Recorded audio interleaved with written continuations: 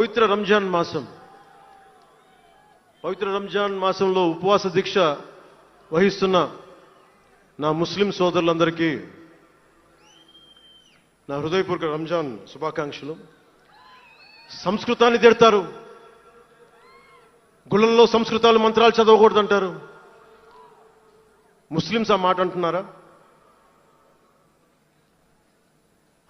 అరబిక్లోనే కదా, ఇద్దరు హిందూ ముస్లిం, ఐదరు ఆంధ్రప్రదేశ్లో ముస్లిం కావచ్చు, తెలంగాణలో ఉన్న ముస్లిం కావచ్చు, తమిళనాడులో ఉన్న ముస్లిం కావచ్చు, అరబిక్లోనే కదా మంత్రాలు చదువుతారు, ప్రార్థిస్తారు. హిందూ ధర్మంలో సంస్కృతంలో చేస్తారు. దానికి ఏంటి సమస్య?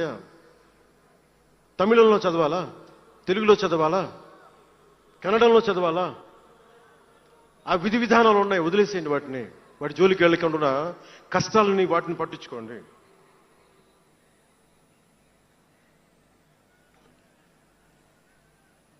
మాట్లాడితే భారతదేశాన్ని ఉత్తరం దక్షిణం అంటూ ఉంటారు. ఆంధ్రాని తెలంగాణ విభజన సమయంలో తెలంగాణ ఇవ్వకపోతే మేము ఈ భారతదేశానికి సంబంధించిన ఒక అన్న స్టేట్మెంట్లు చూసాం, అలాంటి నాయకుల్ని చూసాం. ఆంధ్రాని విభజిస్తుంటే ఆంధ్ర వాళ్ళు మేము ఇక్కడ సంబంధం లేదు, మేము భారతదేశంలో ఉన్నామన్న స్వయం నాయకులు నా దగ్గర అన్నారు. అంటే తెలంగాణ ఇవ్వకపోయినా, ఆంధ్ర ఇవ్వకపోయినా, విడగొట్టినా మేము భారతదేశంలోంచి విడిపోతామన్న మాటలు మీరు ఎలా మాట్లాడతారు?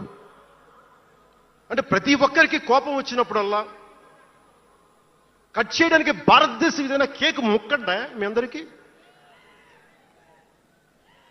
కట్ చేయడానికి, భారతదేశ సమగ్రతని విధ్వంసం చేయడానికి ఒక్కడు ఉంటే నాలాంటి వాళ్ళు 10 కోట్ల మంది బయటకు వస్తారు. తస్మాత్ జాగ్రత్త.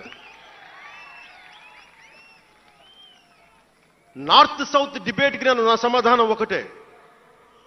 ఉత్తరాదిన ఉన్నది హిమాలయాల్లో, ఉత్తరాదినున్న హిమాలయాల్లో ఉంది పరమశివుని కైలాసం. దక్షిణాదిన ఆయన కుమారుడు కుమారస్వామి మురుగన్ నివాసం.